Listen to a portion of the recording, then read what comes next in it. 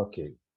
Bom, boa noite a todos, bem-vindos a mais esse encontro com o Breno Fernandes. Hoje eu estou aqui, eu sou o Maurício, professor da PUC de São Paulo, e eu estou aqui a pedido da professora Beth, fazendo aqui as honras do curso e recebendo vocês, dando as boas-vindas. É um prazer estar aqui e participar desse mini curso dado pelo Bruno.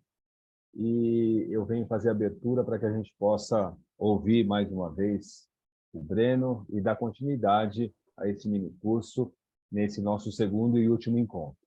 Então, são todos bem-vindos e a gente vai dar início a essa sessão. Em nome do Programa de Pós-Graduação de Literatura e Crítica Literária, eu dou as boas-vindas a todos, agradeço a presença, em especial ao Bruno, que está aqui para falar para a gente. Então, são todos muito bem-vindos. É um mini curso dado pelo Bruno, que é A Criança é o Oriente do Adulto, a identidade em romances sobre neocracias ou comunidades autônomas de crianças. Então, como eu disse, nós estamos aqui para ouvi-lo. É possível fazer aí perguntas durante a apresentação, que depois a gente vai passar para o Bruno para ele nos responder, fazer aqui um diálogo também. E então, Bruno, mais uma vez, obrigado pela oportunidade que você está nos dando aqui e estamos ansiosos para ouvi-lo. A palavra é sua. Obrigado, professor Maurício. Você me escuta? Vocês me escutam bem? Você me escuta, Sim, professor? estamos escutando bem. Ah, que bom. Muito obrigado. Muito obrigado a todos que vieram, os valentes continuadores que vieram sextar com a gente, falando de romances de neocracias, um tema que a princípio estranha por causa do nome, né? Mas que no final das contas, acho que no encontro passado a gente conseguiu ali assentar certas bases sobre do que trata essa pesquisa que eu venho desenvolvendo no âmbito do Programa de Literatura e Crítica Literária da PUC. E sem mais delongas, vamos relembrar que na aula passada a gente fez um longo percurso que, de certo modo, deixou estabelecidas duas ideias para a gente. A primeira foi a de que há uma certa continuidade entre o aprendizado que é transmitido à criança na relação entre a casa como espaço familiar e a sustentação de uma percepção, de um sentimento na vida adulta que valida a crença do nacionalismo como uma forma de dividir o planeta, de dividir a gente. Essa foi a primeira ideia. E a segunda ideia é aquela de que a criança seria, acima de tudo, uma identidade. Ou pelo menos a criança, como eu venho trabalhando de maneira analítica na minha pesquisa. E aqui vale chamar a atenção que quando eu estou dizendo isso, né, que a criança ela é, acima de tudo, uma identidade, eu não estou colocando aqui o qualitativo apenas, não estou colocando aqui o advérbio exclusivamente, eu estou dizendo que ela é acima de tudo, porque é dessa maneira que eu me proponho a lê-la nessa pesquisa. E eu queria explorar um pouquinho mais essa ideia da criança como identidade, antes de usá-la como um trampolim para falar dos romances que eu quero que vocês conheçam hoje, tá? Deixa eu passar aqui o slide. Opa, foi. Então, na aula passada, a gente definiu as identidades como as respostas que a gente pode dar para a pergunta quem sou eu, e a gente comentou que alguma dessas respostas, elas já têm uma construção histórica substancial que dá a elas um sentido bastante conhecido e estável no imaginário, ao passo que outras ainda estão na disputa, ainda estão lutando para isso. E a gente comentou também que o estereótipo, ele não deixa de ser uma identidade, na medida em que ele ajuda a responder a essa pergunta quem sou eu, porém é uma resposta geralmente dada por outra pessoa e que fala por mim sem necessariamente considerar a minha opinião. O que faltou falar na aula passada foi que essas identidades, elas se constroem na nossa relação com o outro. E isso é um jogo super complexo de observação, que envolve observação consciente e inconsciente, envolve observações e pensamentos condicionados e espontâneos, envolve uma ênfase na igualdade, nas semelhanças ou nas diferenças. Mas no fim das contas, é algo que a gente sabe mais ou menos como funciona, porque vem sendo teorizado há muito tempo. Eu coloquei aí na tela, vocês podem ver, uma pequena amostra que está organizada cronologicamente de alguns dos teóricos e dos trabalhos desses autores que eu considero importante para esse campo, que é chamado, por vezes, de estudos de alteridade. E aí você vê, né, o fato de chamá-lo de estudos de alteridade, usando essa palavra que vem de alter, que significa outro em latim, ele frisa mesmo essa ideia que o outro aí não é um acessório. O outro, na real, ele é um coautor da minha identidade, ainda que muitas vezes seja um coautor involuntário. E vale lembrar que quando eu falo do eu e do outro, eu estou falando de um sujeito que pode ser unitário ou coletivo. Ou seja, se o eu se constrói na relação com o outro, o nós se constrói na relação com eles. Esse é um jogo que acontece mais ou menos em 2 níveis. Cada nível tem a sua regrinha específica, mas, de modo geral, há regras que perpassam tanto o nível dos sujeitos individuais, construindo identidades, quanto o nível dos sujeitos coletivos. E existe uma forma que, tradicionalmente, a gente se acostumou a escrever para grafar essa relação de que o eu se constrói na relação com o outro, ou eles e o nós se constrói na relação com os outros, que é essa aqui que vocês veem na tela. Ó. Eu barra outro. E essa barra, ela está aí, não é à toa. Essa barra, ela não é só para separar as palavras. Essa barra representa a própria relação. Ela representa as múltiplas relações que são possíveis para o eu e para o outro estabelecer entre si. E, às vezes, ela representa também um ou mais participantes desse jogo de identidade e de alteridade que serve para tirar o eu e o outro de um esquema binário ali, restritamente a 2. Tem muito estudo bom sobre essa barra, vou colocar aí na tela alguns para vocês, e tem uma coisa curiosa, que cada estudo costuma dar para essa barra um nome. E esse nome geralmente tem a ver com o potencial positivo ou negativo que os autores enxergam para ela, né? Inclusive na tese, lembra que talvez vocês se lembrem que eu comentei no nosso encontro passado, eu falei bastante de vizinho na ocasião, né? Quando eu estava falando de nacionalismo de criança, e foi o nome justamente que eu dei a essa barra na minha tese. Eu dei o nome de vizinhança, por entender que ela é esse espaço de relação, de convivência saudável entre o eu e o outro, numa dinâmica de nacionalismo. Óbvio que eu não vou botar minha cara aí, né, no slide, porque seria cabotino, e porque também eu preciso comer muito feijão e arroz para chegar no nível dessa galera. Um dos estudos que eu acho mais interessantes, ainda sobre essa barra, sobre essa relação do eu e do outro, está num livro do Derrida chamado Gramatologia. Nesse livro, Derrida constata que desde Platão os europeus têm um esquema de pensamento viciado, que seria mais ou menos assim. Primeiro, esse esquema está viciado em pensar o mundo em par, o mundo binário, o mundo do isso ou o mundo do aquilo. E segundo, ele está acostumado em hierarquizar esses pares, de modo que um seja sempre melhor que o outro. E isso, de certa maneira, segundo Derrida, é um eco estabelecido ali do pensamento de um dos pensamentos fundantes da cultura europeia, que é o pensamento do Platão.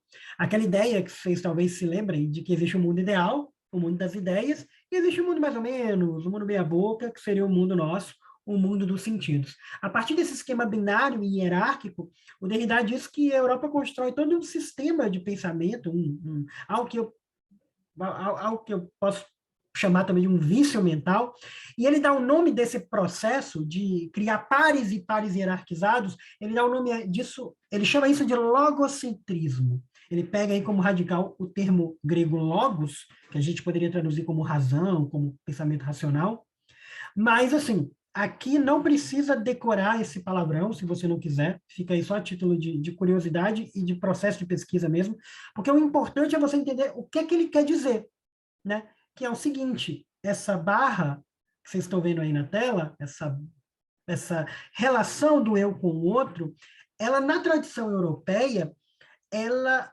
se provou ser uma espécie de muro intransponível, que, em última instância, gente, nem vai permitir que eu enxergue o outro. Consequentemente, vai levar a gente a mais imaginar e mais a fantasiar esse outro do que observá-lo, de fato, na sua complexidade e na vida real. Derrida consegue explorar essa perspectiva de uma maneira teórica, bastante sofisticada, mas quem, de alguma maneira, demonstra isso através de um estudo histórico, quem mostra isso na prática, é o patrono aqui do nosso minicurso, sobre o qual eu já falei no nosso encontro passado, que é o Eduard Said. O Said escreve lá na década de 70 o livro chamado Orientalismo, para mostrar como a noção que o europeu tem de si mesmo como ocidental, e com tudo que ser ocidental representa no nosso imaginário, essa noção ela é produto direto do modo como os europeus se relacionaram com o Oriente, pelo menos desde que Napoleão invadiu o Egito ali no final do século XVIII. E, na real, essa é uma relação fantasiosa, né? Porque não existe um Oriente, no sentido de, fora do discurso e fora do imaginário que foi criado, esse Oriente ele não se constata, no sentido de o Oriente ele é fruto de uma homogeneização que a Europa construiu, né, para transformar toda essa vastidão que é a Ásia, com suas inúmeras culturas, suas inúmeras paisagens, suas inúmeras religiões, suas inúmeras etnias. Tudo isso foi homogeneizado num ente único para se ajeitar, se adequar, de certa maneira, ao jeito europeu de pensar e para servir um europeu para se pensar. Ou nas palavras de Said que vocês leem aí, o orientalismo ele produz um sentimento bem organizado de que aquela gente, o oriental, que mora lá longe, no Oriente, não é como nós e não aprecia os nossos valores. O oriental é irracional, depravador, infantil, diferente. O europeu é racional, virtuoso, maduro, normal. Eu marquei o infantil, né, porque é algo que nos interessa aqui no minicurso, mas antes de falar dele, eu queria mostrar um trechinho do Said, quando ele diz: o orientalismo é um modo de abordar o Oriente que tem como fundamento o lugar especial do Oriente na experiência ocidental europeia.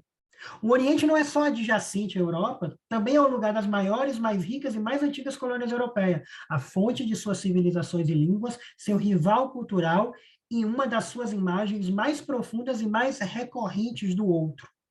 O Oriente ajudou a definir a Europa ou o Ocidente com a sua imagem, ideia, personalidade, experiência contrastantes.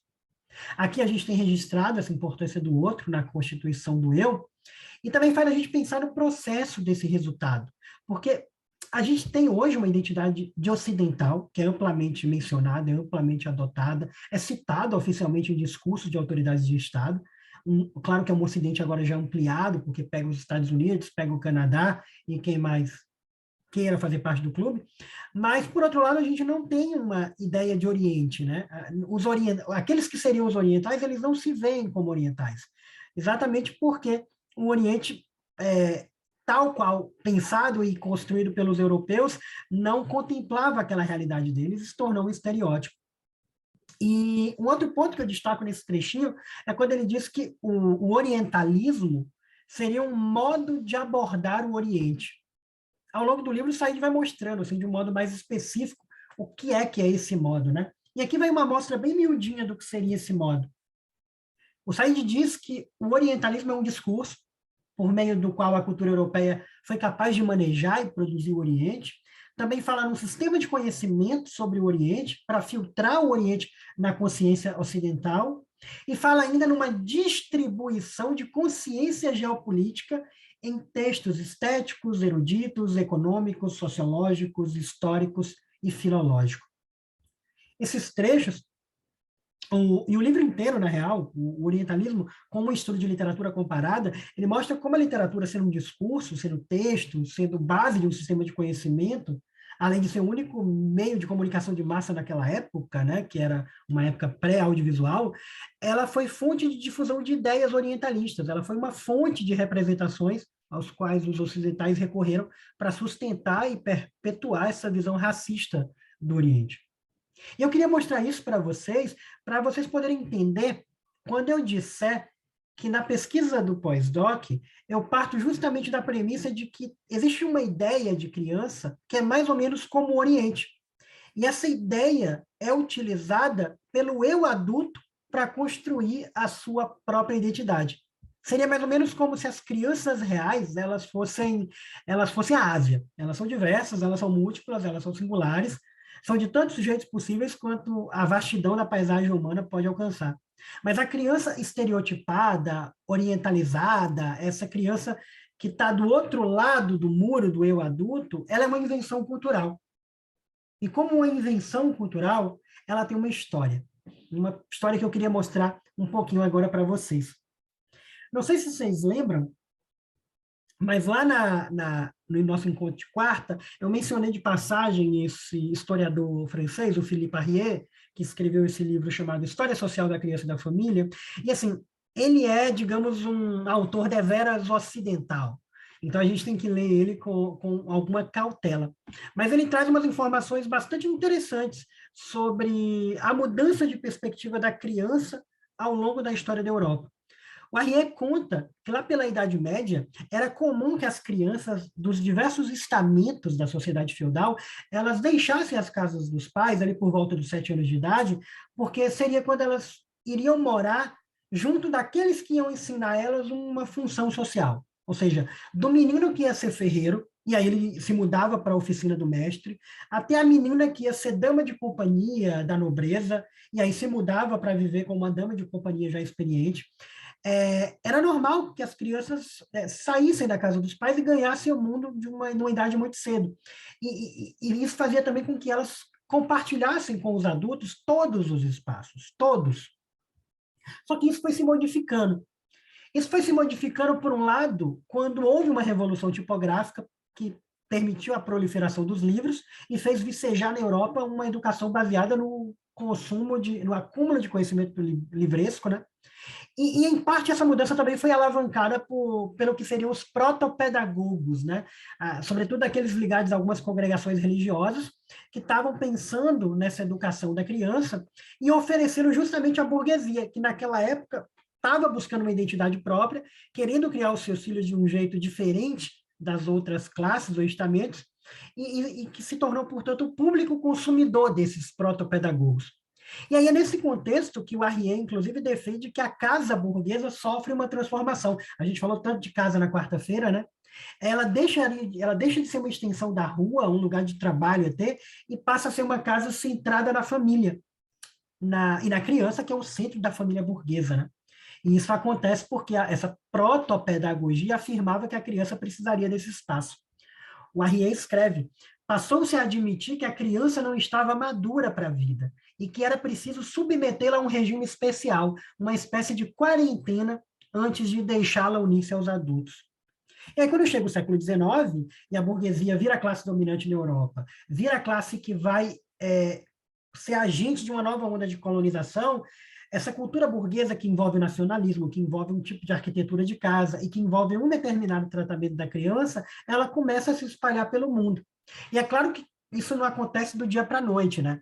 Mas essa influência da cultura burguesa, ela acontece por aquilo que a gente chama nas ciências sociais de hegemonia das ideias e da cultura, que é quando uma forma de vida e uma visão de mundo, que é geralmente a visão das elites e das pessoas da classe dirigente, ela se torna um modelo desejável por todos que estão embaixo e que vão lutar para ter uma vida parecida com aquela. É nesse sentido que, de alguma maneira, esse paradigma da criança moderna vai se construindo. Tem um outro historiador que também é bastante ocidental, para usar esse termo aí que a gente falou, aprendeu com o Said. Ele é americano, ele chama Neil Postman, mas ele pega carona nessa linha histórica que o Philippe Arrier desenvolve, e ele faz umas observações que me parecem muito pertinentes sobre como essa vida de quarentena da criança ao longo do tempo foi moldando a nossa sociedade. Eu vou ler para vocês aqui alguns trechinhos que eu separei. O Postman diz, por exemplo: as crianças se tornaram pessoas que falavam de modo diferente dos adultos, que passavam seus dias de modo diferente, se vestiam de modo diferente, aprendiam de modo diferente e, no fim das contas, pensavam de modo diferente. O adulto fechou o mundo dos assuntos cotidianos com os quais os jovens estiveram familiarizados na Idade Média. Finalmente, o conhecimento desses segredos culturais passou a ser uma das características distintivas da idade adulta. As crianças estão imersas num mundo de segredos, cercado de mistério e de temor. Um mundo que se tornará inteligível para elas, perdão, por obra e graça dos adultos, que lhe ensinarão por etapas, fazendo disso um meio de controle social e de diferenciação de papéis. Tudo isso me soa muito interessante e leva o Neil Postman a pensar que esse processo de diferenciação que foi sendo criado com essa quarentena das crianças, ele gerou uma estrutura social específica, né, que envolve a casa, que envolve escolas, que envolve profissionais voltados para a criança, que ampliou ao longo do tempo a diferença entre adulto e a criança, de modo a deixar pouca margem de manobra para as crianças serem de outro jeito e até experimentarem outras formas de ser.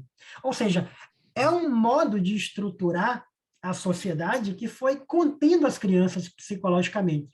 E é por isso que o Postman, ele diz que a infância é um processo que tem dupla natureza. Ele, ao mesmo tempo, é uma estrutura social e, ao mesmo tempo, ele é uma condição psicológica. E uma coisa vai alimentando a outra. Isso aqui eu estou trazendo a título de curiosidade, porque eu acho que, apesar de todas as falhas do livro, tem esses insights que são muito úteis para a gente pensar a criança, de certo modo, isso não deixa, essa ideia que ele apresenta, não deixa de falar que é uma ideia voltada para o adulto, sabe?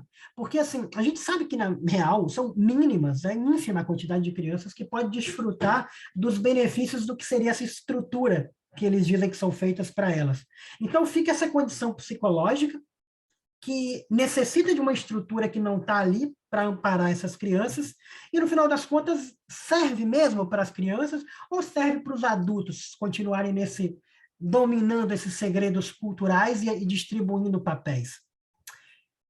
Eu, de minha parte, não é uma questão demasiado complexa para eu poder responder, então eu vou me contentar em falar da questão das identidades do adulto e da criança. Como ficou claro para vocês, né, no nosso encontro passado, as minhas pesquisas elas sempre se voltaram para o papel da literatura na construção, na manutenção, no registro das identidades, e agora não teria por que ser diferente no pós-doutorado. Diante desse quadro que eu pintei com a ajuda do Postman, do Philippe Arrier, me interessa entender quais são os componentes desse estereótipo da criança que povoa o nosso imaginário e que a gente usa para construir a identidade de adulto, entende? Mais do que o que me interessa é a relação entre esses dois polos, o eu adulto de um lado do muro, o outro criança estereotipado do outro. Só que aqui eu faço um desvio do Said. Said meio que vai trabalhar isso na relação Oriente-Ocidente, só que ele vai estudar os livros que mantêm esse estereótipo do Oriente. Se eu fosse fazer isso, se eu fosse trabalhar com a literatura que confirma essa perspectiva orientalizada da criança, esse ideal da criança que a gente tem hoje, eu ia precisar de umas 15 vidas, convenhamos, né? Então, eu escolhi algumas histórias que, na verdade, desestabilizam esse estereótipo da criança, que deslocam a criança do papel que é pressuposto para ela, do lugar que é pressuposto para ela, e com isso traz o potencial de obrigar os adultos a se repensarem, sejam esses adultos os personagens dos livros que interagem com elas, ou quando não estão presentes nesses adultos, nós, leitores adultos. Porque uma coisa interessante nos livros que eu selecionei é que são todas histórias que pressupõem um leitor adulto. Foi assim que eu cheguei ao corpus que eu mencionei rapidamente no nosso encontro passado, que envolve um conjunto de histórias que falam, apresentam, mostram para a gente sociedades ou comunidades de crianças que vivem sem a tutela de adultos, essas entidades coletivas que eu venho chamando de neocracias. Eu vou apresentar rapidinho cada uma, caso vocês não estejam familiarizados. São todos livros ótimos, tá? São romances que eu gostei muito de ter lido, então indico a leitura de todos e vou tentar aqui não dar spoiler. O primeiro é um livro, A Cruzada das Crianças, foi a primeira história, o primeiro romance que eu encontrei que apresentaria uma dessas sociedades de criança, uma dessas neocracias. Ele foi publicado na França, o Marcel Chauvel é francês, em 1896. E ele é uma releitura de uma lenda que circula na Europa desde a Idade Média, que ali por volta do ano 1200, 1212, algumas crianças teriam saído de uma maneira bastante espontânea, marchando até Jerusalém numa espécie de arremedo de cruzada. por isso que o título se chama A Cruzada das Crianças. O segundo romance, eu acho que não precisa de muita apresentação, né? Eu imagino que todo mundo aqui esteja familiarizado com Peter Pan, com o Sininho, com a Terra do Nunca. Tudo isso é muito pop, né? É conhecido, muito conhecido hoje, quando tem mais de 100 anos que o romance foi publicado em 1911. Então, a segunda neocracia que eu identifiquei, tentando seguir ali uma cronologia, uma temporalidade, foi o Peter e o Andy. O terceiro também, eu acho que não precisa, né? Ele tem a particularidade de ser o primeiro romance de neocracia que eu consegui identificar fora da Europa. Não poderia ser de ninguém mais, ninguém menos do que de Jorge, o Amado, o Homero da Bahia, né? E Capitães da Areia saiu em 1937, ou seja, 20 aninhos ali depois do Peter e o Andy, e na época, inclusive, ele é um livro escrito, né, para fazer uma denúncia contra o abandono das crianças em situação de rua, conta a história de um bando de crianças que vive sem a tutela de adultos na Salvador do início do século XX, e aí um título de curiosidade, foi um romance que, poucos meses depois de publicar, foi censurado pelo Estado Novo do Vargas. A gente tem Capitães de Areia, Capitães de Areia já foi. A gente tem agora o quarto romance, de volta lá para a Europa, de volta para a Grã-Bretanha, a estreia do William Golding na ficção, O Senhor das Moscas, também eu imagino que é um livro bastante conhecido. Ele foi publicado em 1954 e foi adaptado para o cinema, traduzido em um monte de língua. E é um livro que muita gente conhece de ouvido, às vezes por causa do título, que é bem marcante, né? O Senhor das Moscas. Mas para quem não conhece, a história é mais ou menos assim. É a história de uma espécie de futuro pós-guerra nuclear, em que um bando de crianças é largado num avião que está em quedas, eles são largados numa ilha. A gente já encontra essas crianças, são todos garotos, na ilha, numa ilha tropical, e eles têm que se manter unidos, têm que tentar dar conta de sobreviver nessa ilha, onde não há adultos e há uma certa presença maligna que uns acham que é um fantasma, uns acham que é um bicho, mas que vai dar uma perturbada nesses meninos. Por último, esse romance chamado República Luminosa é o mais recente, ele foi publicado em 2017, talvez seja o meu preferido dos 5, publicado na Espanha pelo Andrés Barba, e é a primeira história de neocracia que eu consegui identificar no século XXI. Ele conta a história de um assistente social, ele é narrado em primeira pessoa, e conta a história de uma assistente social de uma cidade fictícia da América Latina, chamada San Cristóbal, que tem que dar conta de um bando de crianças que aparece nessa cidade e que começam a perturbar a ordem, mas perturbar de uma maneira mais psicológica do que de uma maneira, digamos, material. Pois são esses os romances e eu precisaria de verdade de um maxi curso e não de um mini curso para poder falar das muitas particularidades que cada um deles tem. Só que, como o nosso tempo aqui é escasso, eu queria me focar numa questão que dá para cruzá-los todos e dá para fazer uma comparação entre eles, que seria como as crianças que fazem parte de sociedades de crianças, que vivem sem a tutela de adultos, nesses romances, como elas se veem e como elas são vistas pelos adultos dos romances, tá? É mais ou menos isso que eu vou apresentar, mas seguindo também a ordem cronológica, e por isso vamos começar com A Cruzada das Crianças, do Marcel Schwab. Esse livro tem uma estrutura bem interessante, gente, porque cada capítulo é um monólogo. E a maior parte dos monólogos são feitos por adultos que viram ou que souberam das crianças cruzadas, né? E elas quase não falam, acho que só tem 2 capítulos em que seriam monólogos das crianças. E isso é muito legal, porque, para mim, para os meus fins, porque permite que eu observe muito bem o que está acontecendo na cabeça dos adultos. Ou seja, o conflito que existe entre a ideia do que deve ser uma criança para eles e essas crianças reais que se meteram numa cruzada e com quem eles precisam lidar e compreender. E aqui vale um adendo, que eu acho que talvez não precisasse ser feito, mas, embora seja um livro que, né, fale da Idade Média, que seja passado na Idade Média, mas é um livro de um escritor moderno, né, da virada do século XIX para o século XX, quando essa noção, esse estereótipo moderno da criança que prevalece até hoje, já estava se consolidando E o público que vai ler esse romance também é um público de mentalidade moderna e de mentalidade burguesa. E, bom, vamos ler uns trechos desses monólogos? Eu separei aqui 4 monólogos, eu acho. 4 ou 5. O primeiro são falas muito pequenas, assim, em monólogos de 2, 3, 4 páginas. O primeiro é do Goliardo. O Goliardo é uma espécie de monge da Idade Média.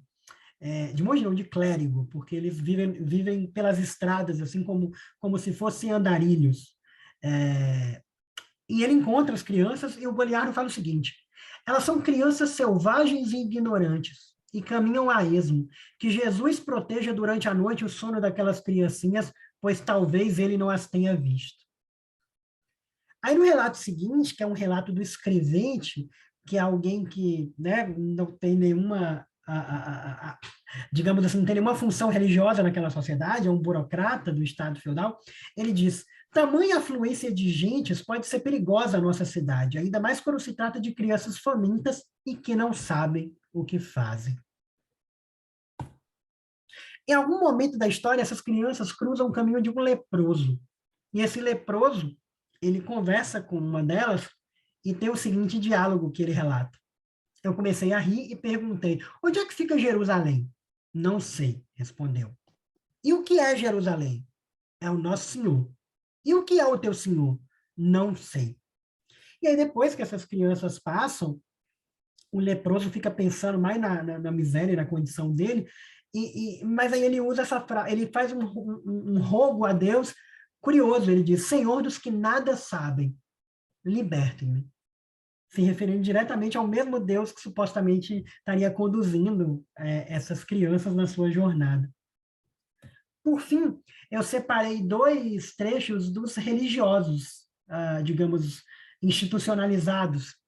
O primeiro é o Calendar, que é um título da religião islâmica. Aí já é quando as crianças cruzam o mar Mediterrâneo e vão para o norte da África.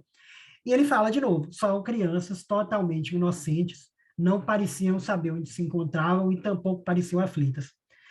E o Papa Inocêncio III, que para mim é quem tem o melhor monólogo, ele diz: são ignorantes e nos envergonham, pois desconhecem a verdadeira religião. Os pais devotos e prudentes esforçam-se para retê-las em casa, mas as crianças arrombam a porta durante a noite e atravessam as muralhas. Muitas delas são filhos de nobres e de cortesãs. Dá muita pena, Senhor, saber que todos esses inocentes serão levados à perdição. É muito curioso, acho que quem foi acompanhando comigo, olhando para a tela e vendo onde eu estava marcando, né? É muito curioso que está sempre esse estabelecimento da criança como inocente. Inocente tem aí um duplo sentido. Tem uma conotação mais positiva, né? A ideia de que eles são inocentes porque são crianças, e é da natureza da criança ser inocente, e também porque elas estão decididas a encarar essa empreitada que há 100 anos os adultos da Europa estavam tentando resolver sem sucesso, que era retomar Jerusalém. E, nesse sentido, há uma inocência de que, como elas não conhecem as vicissitudes do mundo, a maldade do inimigo, elas estão bem intencionadas, mas elas não sabem o risco que correm. Esse seria o lado da inocência. E, por outro, é uma inocência ruim, né? Que, às vezes, como o Papa aí fala, elas são ignorantes que envergonham a religião. E é curioso que vai se criando, então, essa noção de que é uma burrada o que essas crianças estão fazendo, e aí, quando a gente ouve o que elas vão falar, elas dizem o seguinte: uma das criancinhas fala o seguinte: olha, nós 3, está comentando de mais ou menos como a cruzada começou, nós 3 tomamos o rumo das estradas que vão para Jerusalém e durante a noite fomos acordados por vozes brancas que se dirigiam a todas as criancinhas. E todas as crianças vinham em nossa direção, e então começamos a caminhar em bando. Havia homens que nos maldiziam sem conhecer o Senhor, e todo mundo tinha piedade de nós, pois não sabem para onde vamos e não ouviram as vozes. Me chama a atenção aí, porque há uma inversão do papel, né? De repente a gente descobre, ouvindo uma criança, que há algo conduzindo elas, há uma coisa, um poder metafísico, que seriam essas vozes brancas, e que os adultos não sabem, porque eles não conhecem o Senhor. E, de alguma maneira, quem passa a ser ignorante? Quem passa a ser inocente? Quem passa a não saber são os adultos. Uma das outras crianças fala, inclusive, que, no finalzinho desse trecho, que quando eles chegarem a Jerusalém, o Senhor permitirá que todas as criancinhas venham ao seu sepulcro, e então as vozes brancas serão alegres em meio à noite. E ele diz isso porque antes ele disse que as vozes estavam tristes, que as vozes soavam como pássaros mortos. E aí me chama a atenção que, além de a gente descobrir que as crianças sabem de algo que os adultos não sabem, elas também são quase que chamadas para interferir no mundo, né? Essas vozes estão tristes e é preciso que alguém faça alguma coisa para que elas se tornem alegres. E são as crianças as únicas que ouvem as vozes, aquelas que são capazes de fazer. Isso, de algum modo, vira o jogo para as crianças e me interessa muito. E, de alguma maneira, mostra que as crianças não são tão inocentes assim, nem no sentido bom, nem no sentido mal. Mas talvez o livro que mais comprove que essa inocência está longe de corresponder à realidade é Peter e Wendy, né? Peter e Wendy é um romance que me funde a cuca muito, gente, porque ao mesmo tempo que o narrador faz uma desconstrução incrível da criança, né? Ao mesmo tempo, tudo cai por terra porque ele tem essas posturas bem preconceituosas do homem europeu branco do século XIX, e ele trata as outras identidades de uma forma que me causa pasmo, assim, para o leitor com a sensibilidade contemporânea, né? Para começar pela própria Wendy, né? Olha só, no primeiro encontro com a Wendy, o Peter Pan está lá na casa da Wendy, não sei quem leu aí se lembra, ele tinha perdido a sombra dele, e ele encontra no quarto que a Wendy divide com os irmãos e está tentando colar a sombra dele com sabão. E aí o narrador diz isso para a gente. O Wendy viu a sombra no chão toda amarrotada e ficou morta de pena de Peter, mas não conseguiu deixar de sorrir ao ver que ele tinha tentado usar sabão para grudar a sombra no corpo, coisa de menino mesmo. Felizmente, ela sabia perfeitamente o que precisava ser feito. Ela estava felicíssima com a ignorância do menino. Eu costuro para você, meu homenzinho. Só piora. Wendy, continuou ele, com uma voz que venceria a resistência de qualquer mulher. Wendy, uma menina vale mais que 20 meninos. Wendy era mulher da cabeça aos pés, embora a distância entre sua cabeça e seus pés ainda não fosse muito grande. E espiou por cima da coberta. Você acha mesmo, Peter? Acho. Olha que coisa curiosa tem nesse trecho. O Peter Pan reconhece que a Wendy é uma menina, ou seja, que ela é uma criança. No trecho do diálogo direto, ele diz, uma menina vale mais que 20 meninos, mas é o narrador quem diz que o Wendy é uma mulher. E ela não só é uma mulher, ela é uma mulher burguesa, que quer viver a vida da mulher burguesa completamente. Porque quando ela vai para a Terra do Nunca e quer brincar de mãe dos meninos perdidos, dos garotos perdidos, acontece isso aqui, ó. Michael queria dormir na cama com os outros, mas o Andy fazia questão de ter um bebê. E como ele era o menor de todos, e vocês sabem como são as mulheres, no fim das contas, ele precisava dormir numa cesta transformada em berço. E, acredite, continua piorando. Olha esse trecho, que para mim é o mais bizarro. Quando se sentava ao lado de uma cesta cheia de meias dos meninos, todas com furos no calcanhar, ela, o Andy, jogava os braços para cima e exclamava, ora bolas, às vezes eu chego a pensar que as solteironas é que deram sorte. Mas quando dizia isto, estava sempre com o rosto radiante. Negócio, né? Esse é um dos problemas, né? Que já mostra para a gente que talvez nem todo mundo tem direito a ter esse estereótipo da criança, a começar pelas meninas. E é curioso que outras identidades de minorias, elas continuam a ter esse tipo de tratamento, sabe? Por exemplo, existe essa ideia no início do romance de que a Terra do Nunca é um lugar reservado às crianças. O narrador fala para o leitor, ele inclusive usa esse nós, que vocês veem aí na tela, ele diz, nós também já estivemos lá na Terra do Nunca. Ainda nos lembramos do som das ondas, mas nunca mais desembarcaremos nessas praias. Quando você lê isso no começo do livro, você pensa, ok, a Terra do Nunca é esse espaço da infância, é esse espaço exclusivo da criança. Porém, quando você vai para a Terra do Nunca, você vê que existem piratas, E existem indígenas lá, que são chamados ali no livro de peles vermelhas, né? Então, de alguma maneira, por que que essas figuras que são adultos estão ali? Será porque eles são uma espécie de adultos de uma segunda categoria? Eles são uma espécie de um adulto não tão adulto assim, porque não é um adulto europeu? São essas coisas que vão me dando um rancinho em relação ao Petri Wendy, sabe?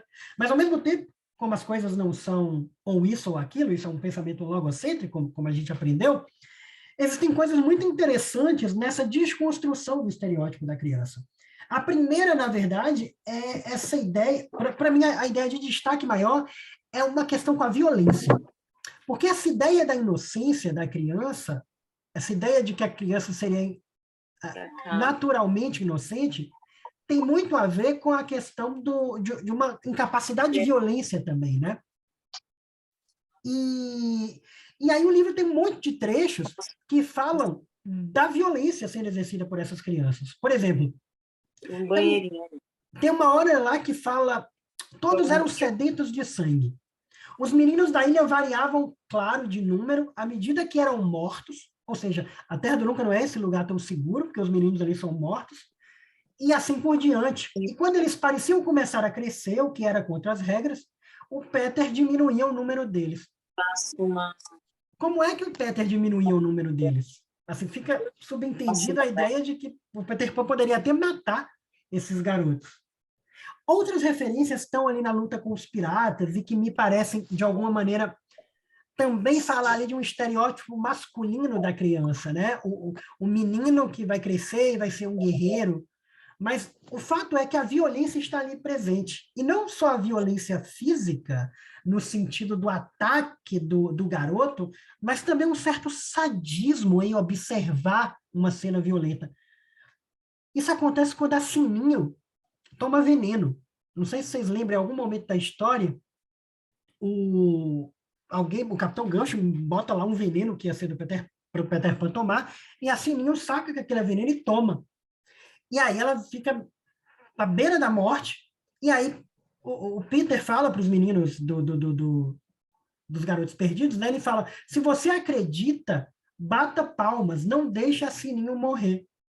É preciso bater palmas para fazer Sininho viver. E o que o narrador nos conta que acontece é, muitas crianças bateram palmas, outras não. E houve ainda uns monstrinhos que vaiaram. Isso a gente trata com humor, né? A linguagem é do humor, tem esse uso aí do monstrinho, que é meio uma reprimenda, meio inocente, assim, mas, na real, isso não deixa, isso quando a gente pensa em somar das outras manifestações de violência que aparecem no romance, né?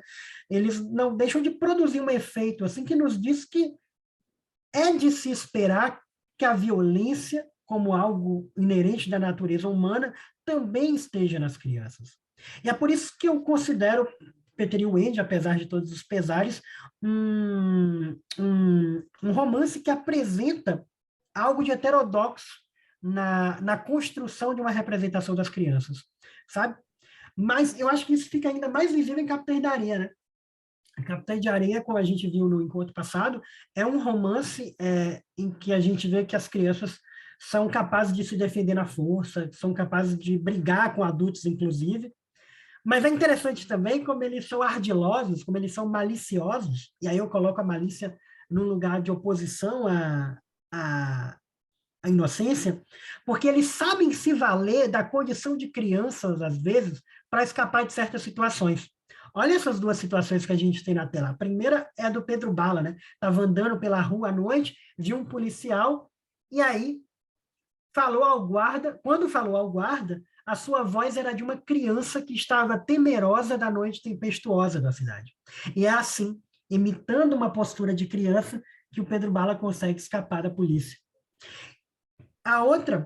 O outro ardil é usado pelo Sem Pernas, que é um menino com deficiência, uma pessoa com deficiência, que tinha o costume de chegar nas casas da burguesia soteropolitana e se apresentar como um pobre coitado para poder ter acesso a essas casas e roubá-las. E aí olha o discurso que ele faz numa dessas vezes. Ele está diante de uma senhora e fala, a senhora não está precisando de um menino para fazer compra, ajudar no trabalho de casa? Se eu quisesse, ó, me meti aí com esses meninos ladrão, com os tal de capitães da areia, mas eu não sou disso, eu não sou nada disso, eu quero é trabalhar. Eu sou um pobre órfão, eu tô com fome. É muito interessante isso, como eles usam isso de ardil. Mas também isso é algo que só pode ser feito pontualmente, porque, na real, como eles são meninos de rua, na maior parte do tempo, a identidade de criança é apagada deles, né? Quase todo mundo tende a vê-los como crianças. Se ele é capaz de roubar, se ele é capaz de matar, se ele é capaz de brigar, ele não é uma criança. Isso aí já é um marginal, um adulto, um delinquente, como a gente viu, aquelas nuances da criança, aqueles qualitativos que eu colocando em torno do nome criança para poder defini-los. Isso cria uma angústia muito grande nesses capitães de areia. Assim. Eu acho que o momento que fica claro é um momento em que o gato está ali pedindo para Dora, que é a única menina, é a primeira menina que aparece para se juntar ao grupo, ele está meio que pedindo um colo para ela. E é muito curioso, porque o gato, ele é o Cauã Raymond da turma, né? Ele é um adolescente que se relaciona com mulheres adultas, inclusive ele assume o papel de protetor dessas mulheres adultas, ele vai confrontar o ex-cafetão de uma mulher com quem ele se relaciona, só que nessa cena que a gente vê aqui, a gente percebe como ele está nesse entrelugar, ele está nessa barra entre o adulto e a criança, e é assim que o narrador descreve para a gente. Dava uma vontade de deitar no colo de Dora e deixar que ela cante para ele dormir, como quando era pequenino. Se recorda que ainda é uma criança, mas só da idade, porque no mais é igual a um homem, furtando para viver, dormindo todas as noites com a mulher da vida, tomando o dinheiro dela. Mas nessa noite é totalmente criança. Apenas um menino de 14 anos com uma mãezinha que remenda suas camisas.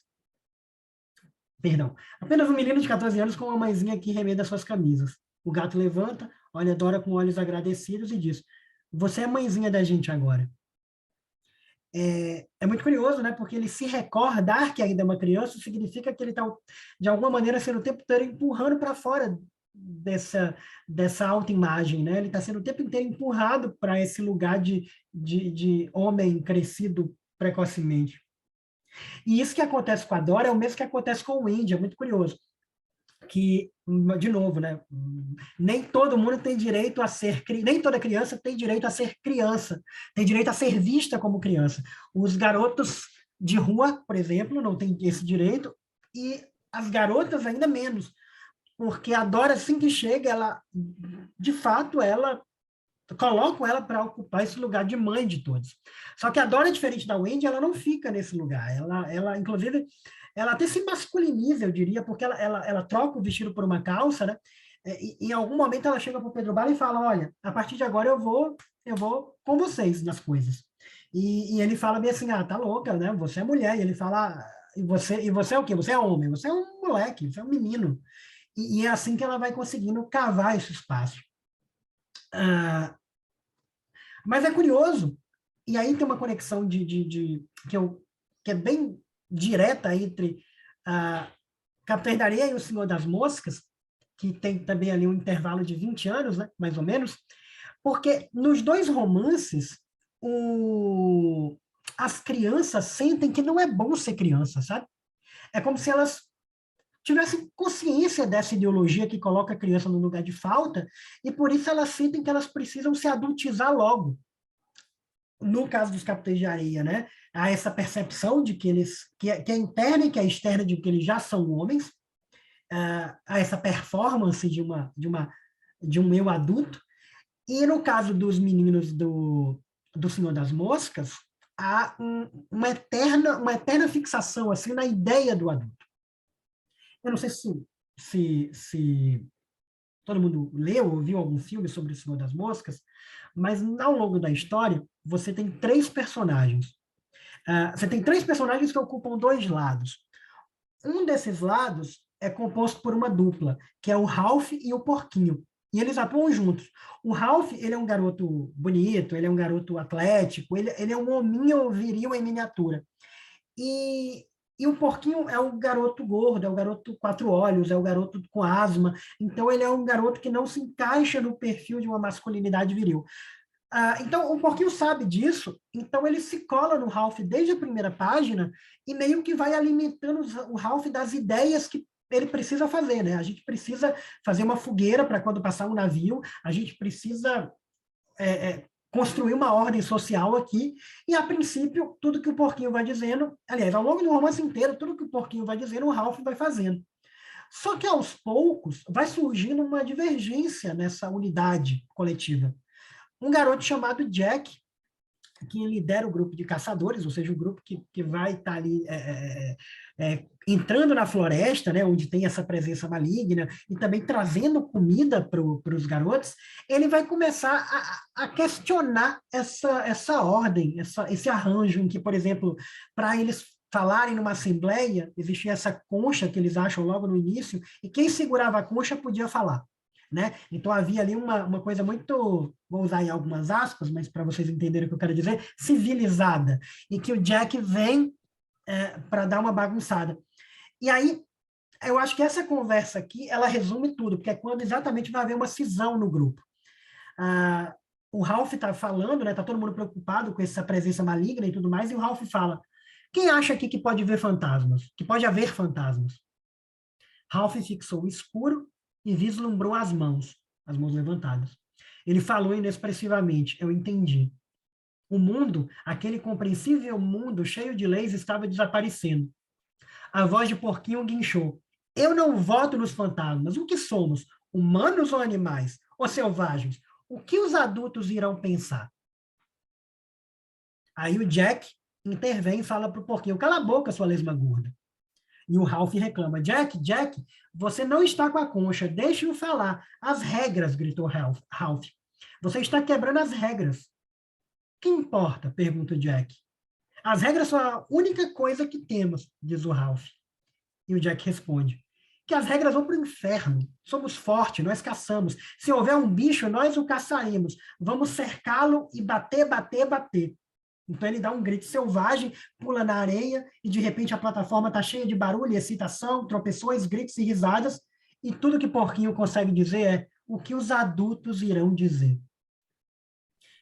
Obviamente, a partir daí, né, a tribo se divide, digamos assim, a tribo dos garotos se divide em duas, e o Porquinho o tempo inteiro ele fica pensando no que os adultos vão dizer, quando o Ralph começa a achar, Porquinho, será que a gente não deve se unir com o Jack? Esse é o argumento que sustenta o Porquinho, sabe? O que os adultos iriam pensar. E aí, curiosamente, quando eles vão tentar conversar por uma última vez para ver se reúnem todo mundo num grupo só, a última fala do Porquinho, antes dos garotos calá-lo, é o seguinte, o Porquinho diz, eu vou falar agora, vocês estão agindo como um bando de crianças. O que é melhor? Ser um bando de índios pintados como vocês ou ser razoável como o Ralph? Ter regras e segui-las ou caçar e matar? A lei e o salvamento ou caçar e destruir? Eu acho engraçado, né? Porque fica essa fantasia. Se a gente para pensar, lá no começo do romance, a gente já sabe que o mundo parece ter sido destruído por uma guerra nuclear, e quem promoveu essa destruição foram os adultos no poder. Então, o que está acontecendo ali na ilha, essa destruição da própria sociedade ali da ilha, ela não é muito diferente do que aconteceu fora da ilha, né? Mas, ainda assim, essa mitologia da criança que é incapaz de organizar e do adulto que teria ali como dar conta daquela situação, daquelas tensões, ela vai afetando, sobretudo o Porquinho, e faz ele dizer coisas como isso aí, né? Vocês estão agindo como um bando de crianças. E isso me faz pensar se, no final das contas, essa briga ela não é só ali com os garotos de carne e osso com quem eles estão entre os quais um está se relacionando com o outro, mas se não teria a ver também uma espécie de briga com fantasmas, uma briga psicológica, assim, sabe?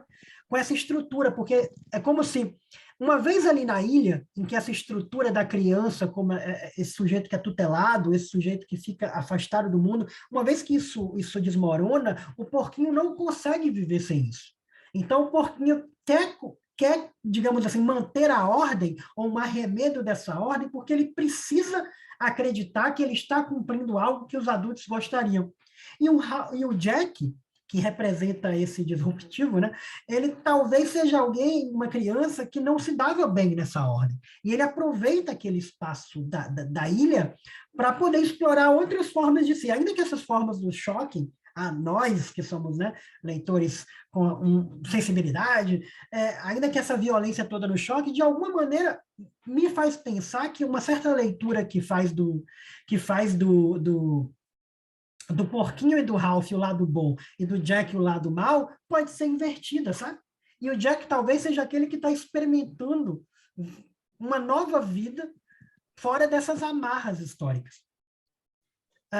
E aí a gente vai para o nosso último romance, eu já estou finalizando para poder deixar um tempinho para as perguntas, para a gente bater um papo, né? Mas essa coisa que eu penso de uma briga com os fantasmas, de uma briga com essa estrutura interna que a gente vai carregando e que divide adultos e crianças, ela está muito clara aí no República Luminosa. No República Luminosa, é curiosamente o único livro em que nenhuma criança fala. O livro inteiro é um monólogo desse protagonista, que é uma assistente social, que vai cuidar dessas crianças que apareceram lá na cidade onde ele dirige a Secretaria de Assistência Social, e não acontece nem no presente, acontece 20 anos depois. E logo de cara o livro já diz que essas crianças morreram. Aconteceu alguma tragédia, essas crianças morreram, e de alguma maneira isso fica ali na cabeça do narrador, e ele escreve o livro seria uma espécie de tentativa de ordenar essas ideias. E aí ele vai contar cronologicamente, né? E o interessante é que ele diz que antes de chegarem essas crianças que falavam uma língua estranha, mas ao mesmo tempo tinham um estereótipo das pessoas locais, havia crianças na rua, mas essas crianças eram indígenas. Existia essa etnia indígena na cidade, e ele diz o que está sublinhado aí no final do trecho. Eram crianças pobres e iletradas, como a selva era verde, a terra era vermelha e o rio Egé carregava toneladas de lama. Antes ele diz, já tínhamos nos imunizados contra a situação de rua delas. Então, é muito interessante porque, de novo, volta a pensar que nem todo mundo pode ser criança e ponto, né? Nesse caso aí, elas são crianças e são indígenas. E a condição de indígenas faz com que as pessoas sintam que possam se dirigir a elas como crianças de uma natureza diferente das outras, da que o narrador chama de nossas crianças. Só que aí surgem essas crianças que não são indígenas e não têm pais, e não têm casa, e vivem ali na rua. E essas crianças começam a fazer alguns pequenos delitos, e curiosamente, vai criando incômodo nas pessoas, né? Mas há uma resistência em fazer algo contra elas. Inclusive, numa dessas vezes em que eles estão cometendo pequenos delitos, acontece de o policial que vai tentar agarrar uma delas é cercado por outras crianças, e essas crianças pegam a arma dele e dão um tiro nele. E aí, quando o assistente social, o narrador, né, ele conta que quando eles vão fazer o relatório do caso, ele evita mencionar as crianças, como está escrito na tela. Evitamos mencionar as crianças e as substituímos no comunicado por uns delinquentes comuns. Ou seja, quando ele vai registrar o caso no Estado, na burocracia, na história da cidade, ele apaga a ideia de que aquelas foram crianças que mataram o policial. Eles seriam só delinquentes. Só que a mulher do policial, a viúva, ela não aceita isso. E ela passa a fazer piquete na prefeitura e dizer foram as crianças. Ela grita o tempo inteiro. E isso dá uma perturbada no narrador, a ponto dele dizer o seguinte: eu senti como se aquela mulher estivesse gritando na praça um segredo que eu estava escondendo, algo vergonhoso que eu não tinha me atrevido a enunciar. E como nada é feito, né, com essas crianças, esse comportamento delas vai escalando. E aí chega um momento em que essas crianças invadem um supermercado, que elas voltam e meio invadiam para roubar, só que dessa vez elas, do nada, de uma maneira assim espontânea, como se fosse um flash mob, porque não há comunicação, elas simplesmente começam a matar as pessoas do supermercado. Geralmente, os adultos, eram todos adultos. Ela começa a matar, elas começam a pegar as facas das prateleiras, a pegar coisas das prateleiras que podem ser usadas como armas, e fazem uma chacina dentro de um supermercado. E dessa vez há câmeras de segurança. Não tem como botar no comunicado que foram delinquentes. E tem testemunhas, muitas testemunhas que viram. Então, o narrador precisa encarar de vez ele precisa encarar, né, isso. E é muito curioso, porque olha só como ele narra esse processo de investigar essa chacina. Ele diz: nem sequer as pessoas que sobreviveram à tragédia conseguiram explicar mais do que com frases. Perdão, acho que eu cometi um erro de digitação aqui. Tá. Com frases que vão da obviedade ao incompreensível. Foi um pesadelo, não dá para explicar o que aconteceu, disse uma das testemunhas. É preciso passar por muitas páginas de lugares comuns para encontrar duas declarações que contêm o áspero e indubitável sabor do real. A de uma mulher que jura que as crianças tinham o rosto de inseto e a de um dos caixas de supermercado quando declara: todos sabíamos perfeitamente o que tínhamos de fazer. Das duas declarações, a segunda me tirou o sono por meses.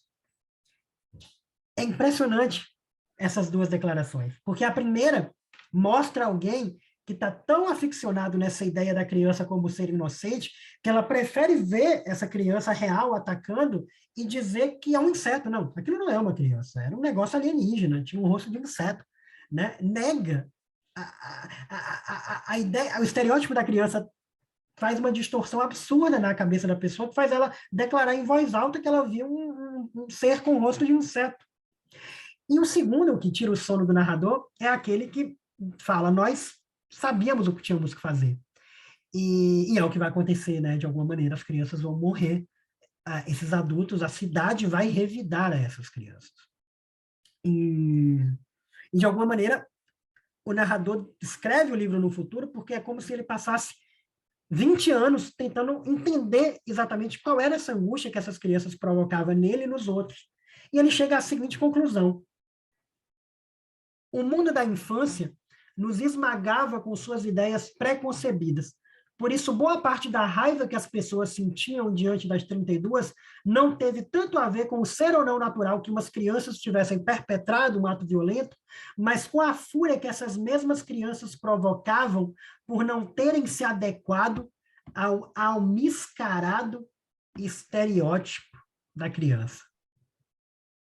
Eu acho esse trecho perfeito para encerrar, porque ele traz o conceito que eu tenho repetido a beça aqui desde quarta-feira, né, que é o do estereótipo, como essa construção de uma identidade para o outro, na qual esse outro não está envolvido com essa orientalização da criança.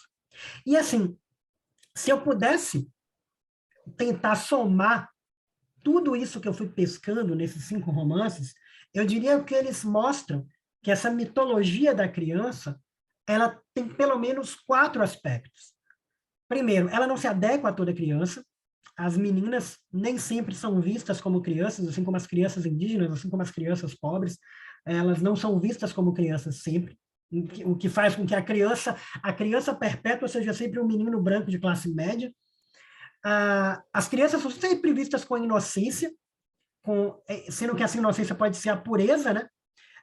Ou pode ser a ignorância. E ao mesmo tempo que elas são vistas como puras, há uma ideia também paradoxal de que elas são selvagens, ou seja, se elas são selvagens, elas não são puras como anjinhos, elas são selvagens que precisam ter essa selvageria superada. E para isso, elas precisam, obviamente, de um adulto que cumpra o papel de protetor, que cumpra o papel de tutor delas, e que, no final das contas, por mais que pareça que seja um trabalho pesado, né, o trabalho do adulto, nossa, a responsabilidade é muito grande, mas que no final das contas coloca o adulto sempre num lugar de superioridade e coloca também o adulto como esse sujeito que controla, que decide e que governa sozinho, sabe? Eu acho que é mais ou menos isso, esse dissecamento do estereótipo que eu consigo através desses romances, né? E aí, para finalizar, eu queria dizer que numa peça de divulgação que eu fiz desse minicurso, né, eu soltei, eu disse num videozinho que eu ia responder no final do minicurso porque é que eu vejo semelhanças entre a Greta e o Pedro Bala, ou entre a Malala e o Peter Pan, que eu vejo algo em comum neles. E aqui baseado nisso que eu encontrei e mostro para vocês, vai a minha resposta. Eu acho que, no final das contas, seja acompanhando a ação das Gretas e Malalas da vida, né, que dão uma bagunçada nesse estereótipo da criança, ou seja, acompanhando as crianças das páginas desses romances de democracia, prestar atenção para elas, prestar atenção nelas, é um exercício de conseguir ver o outro por trás desse muro gigantesco que a gente construiu há 2 séculos, separando o adulto da criança. E me parece que quanto mais a gente praticar esse exercício por meio da literatura ou na vida real, mais a gente vai fixar na mente essa ideia aqui, que para mim resume bem aonde eu quero chegar. A ideia de que as crianças reais e os adultos reais, eles são singulares e, por isso mesmo, mais semelhantes do que apregoa a mitologia da criança. Parece uma constatação banal, né, e quase óbvia para quem já pratica isso de alguma forma, como eu acredito que alguns aqui que me ouvem, e também ainda mais para a gente aqui depois dessa jornada, né, desconstruindo a mitologia da criança. Então parece uma frase banal, mas a gente viu que tem um mundo inteiro estruturado justamente no apagamento dessa constatação. Então, é um exercício importante de ser feito, e é um exercício que eu espero ter ajudado vocês a praticar daqui para frente, tá? Era isso que eu tinha a dizer para vocês.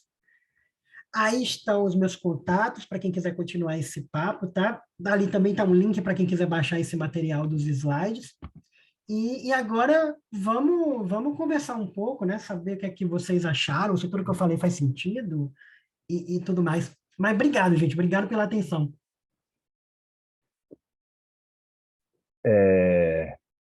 Nós que agradecemos sua presença, Bruno, e sua exposição maravilhosa.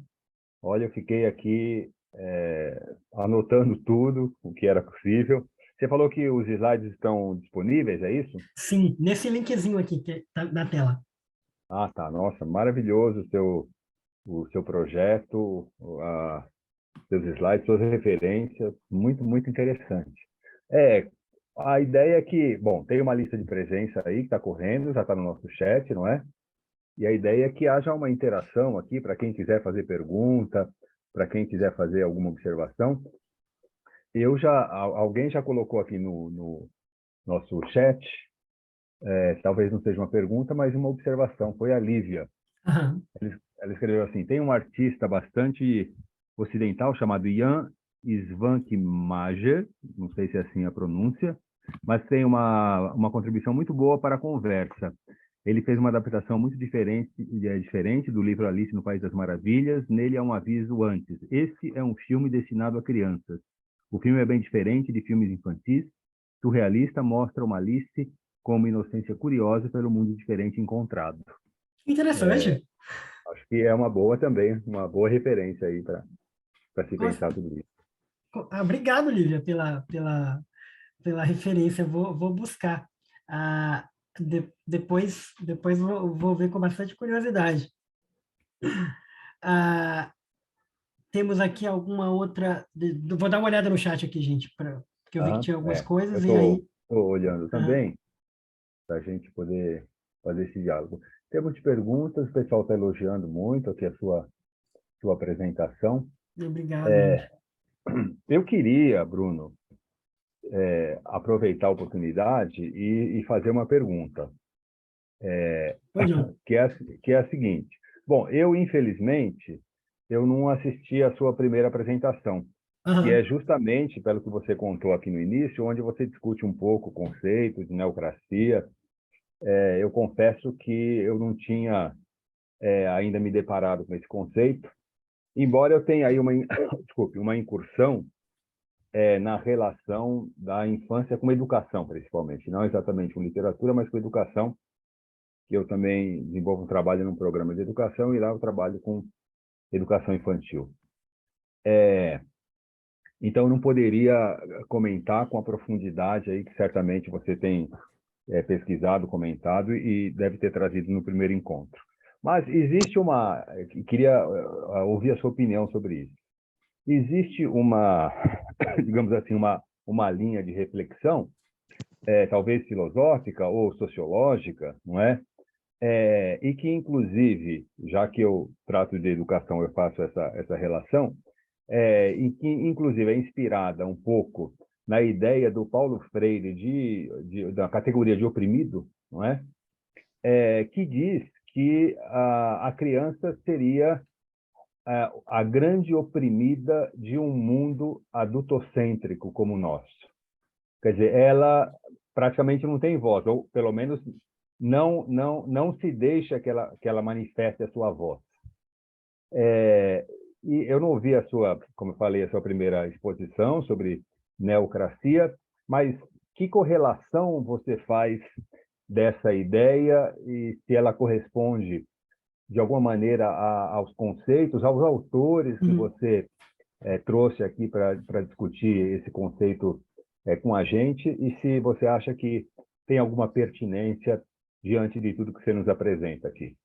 Eu acho que as suas referências e a sua intuição te levou para o caminho certo, professor. Acho que ainda que não tenha assistido a primeira parte desse minicurso, você conseguiu pegar exatamente a base. As neocracias, na verdade, elas são um conceito que eu cunho para poder me referir a essas sociedades de crianças, né? Que são essas representações literárias onde a gente tem sociedades de crianças ou comunidades de crianças que vivem sem a tutela de adultos, justamente numa época e num espírito de tempo em que a criança precisa ser tutelada até alcançar a idade adulta. E eu não chamo de pedocracia ou paidocracia, que seria ao pé da letra o governo das crianças, né? Eu chamo de neocracia, que seria o governo das coisas novas, exatamente por essa relação visceral do eu com o outro no para adulto criança. De modo que a partir do momento que você tem crianças que conseguem se estabelecer num arranjo próprio e conseguem, então, sair desse estereótipo da criança, elas desestabilizam as duas identidades. Já que elas estão tão unidas, o fato das crianças não aceitarem ser o que se apregou a que elas devam ser, faz com que o adulto passe a não poder ser aquilo que ele acha que no imaginário ele deve ser. Então, isso não cria necessariamente um governo de crianças, mas cria um governo de coisas novas, de novas identidades que ainda que ainda estão abertas para serem construídas. É por isso que eu chamo de topos da neocracia. Eu chamo de topos nesse sentido porque é algo que eu tenho tentado encontrar assim na história das literaturas,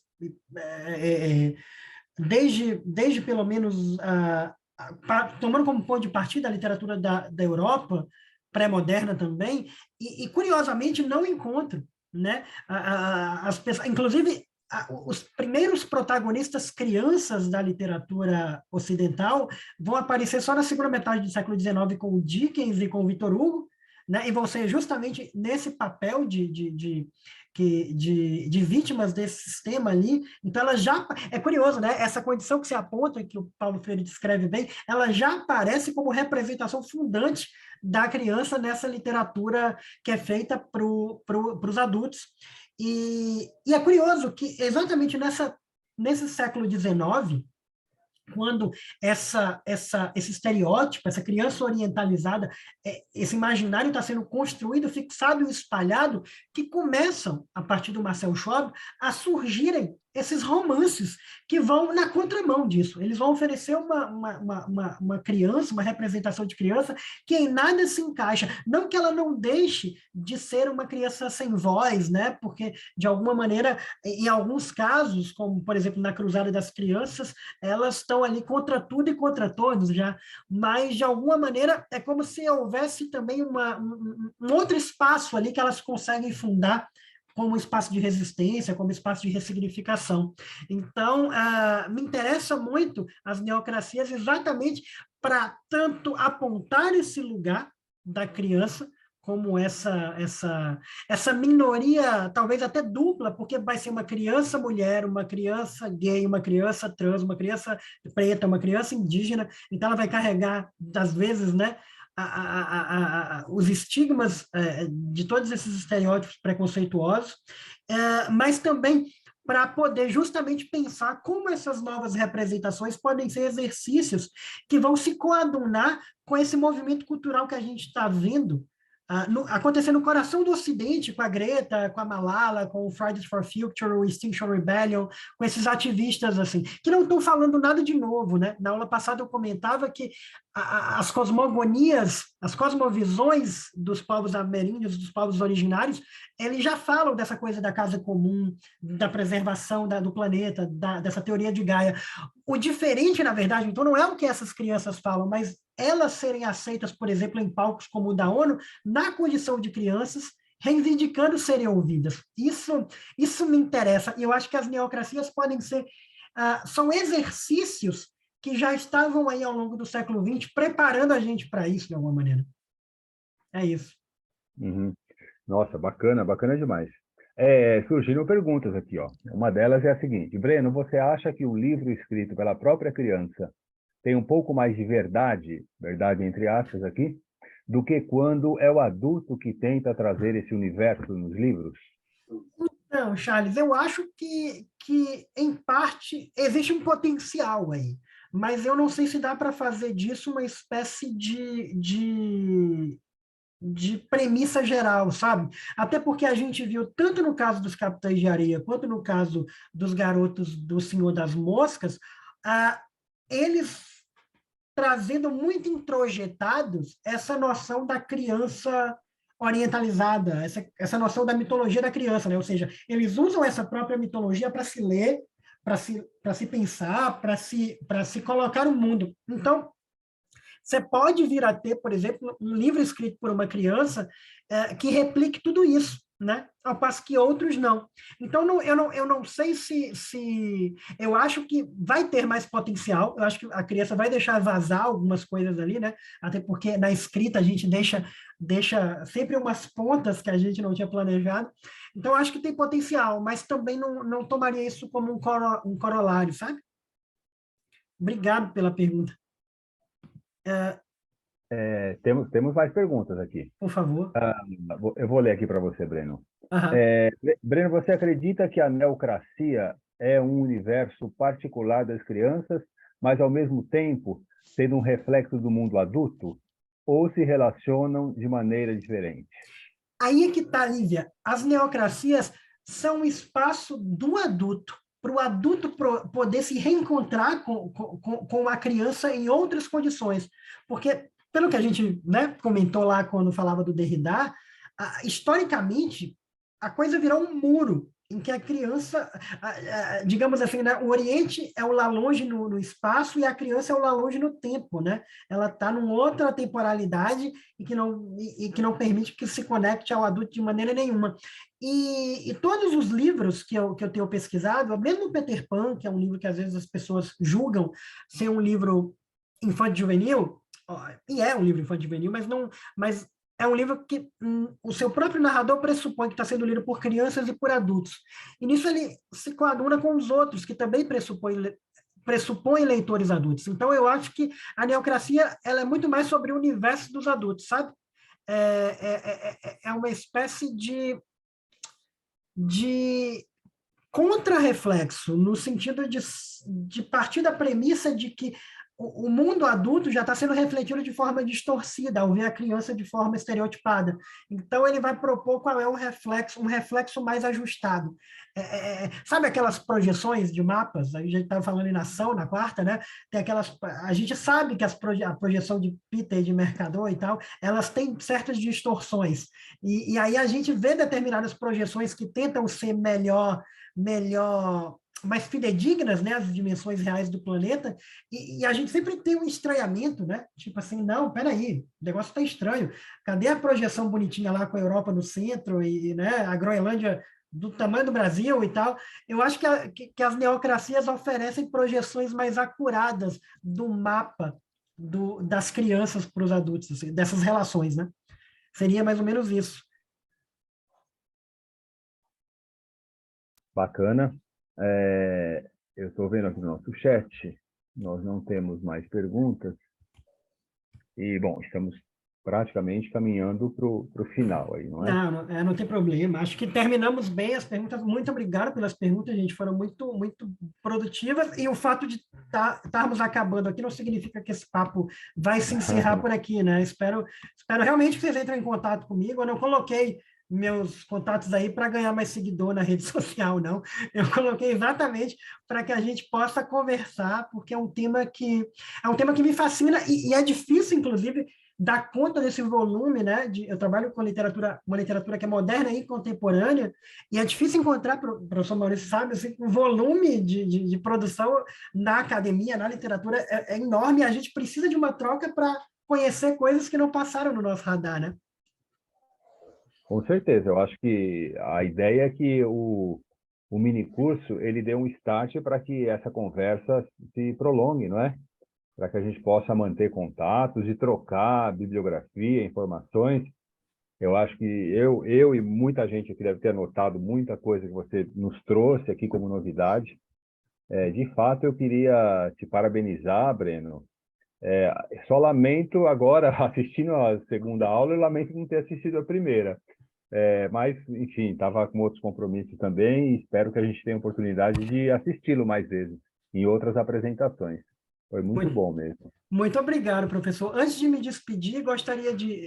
Eu vi que o Charles fez uma pergunta, e eu achei bem interessante a pergunta dele, como é a literatura infantil juvenil de matrizes africanas? Bom, eu vou falar da literatura de neocracias, né, porque é o tema que eu tenho pesquisado, Charles, e aconteceu uma coisa interessante. Eu tive a oportunidade de falar tanto com o professor o Viveiros de Castro, né, que pesquisa bastante a cultura a cultura dos Tupinambás, e quanto com a professora Ieda Pessoa de Castro, que é uma grande especialista, maior especialista talvez, ou uma das maiores, em línguas africanas e na herança linguística de herança africana. E eu perguntei a ela sobre as neocracias, né? Eu estava explicando o conceito, esse conceito que eu criei, apresentei para vocês, e perguntei se ela conhecia na tradição oral, né? Assim como perguntei para o professor Viveiro de Castro se eles tinham conhecimento nas tradições das culturas que eles pesquisavam, de alguma coisa que se assemelhasse a uma neocracia, ou seja, uma sociedade de criança. E a professora Ieda me respondeu um negócio muito curioso. Ele falou: olha, Breno, eu não conheço nada parecido no mundo negro-africano, porque as relações lá, as relações familiares lá, elas são muito rígidas e muito subordinadas à figura matriarcal. Então, não haveria lugar para essa orfandade que parece ser um pressuposto ou um dos elementos centrais nessa configuração das neocracias. E essa foi a resposta, assim, né? Achei curioso. Então, imagino que a literatura infanto-juvenil mais ampla passe também por essa questão de ser marcadamente matriarcal, né? É a única resposta que eu posso te dar, assim, Charles. Bem interessante, né? Essa possibilidade de se pensar outras realidades, outras cosmologias, outros universos a partir dos conceitos que foram colocados aqui. Eu acho que é uma possibilidade de expansão de tudo isso, não é? Muito bom. Bom, tem muita gente aqui agradecendo, elogiando. Eu Muito faço obrigado a também todos. minhas essas palavras todas. Eu acho que podemos ir encerrando. Então, eu queria me despedir aqui, dar boa noite a todos, agradecer a presença de todos em nome do nosso programa de pós-graduação em Literatura e Crítica Literária.